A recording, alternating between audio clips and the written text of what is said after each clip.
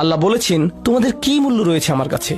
তোমরা নামাজ পড়ো না, তোমরা আনুগত্য করো না, তোমরা হালাল উপার্জন করো না, তোমরা সকল আদেশ লঙ্ঘন করো, কিন্তু কোনো কারণে মরিয়া হয়ে যদি তুমি আমাকে ডাকো, তারপরও আমি তোমাকে যথাযোগ্য মূল্যায়ন করব। এখনো তোমাকে সুযোগ দিয়ে যাচ্ছি, লাউলা দুআউকুম, কিন্তু মোটের উপর তুমি এখনো এই সকল কিছুকে মূল্যহীন বিবেচনা করছো। তুমি স্বীকার করছো না যে আমি তোমাকে যা কিছু দিয়েছি এবং যা কিছু করতে বলেছি তা আসলে তোমার কাছে অর্থবহ। তুমি এই সকল কিছুকে মূল্যহীন এবং মিথ্যা বিবেচনা করছো।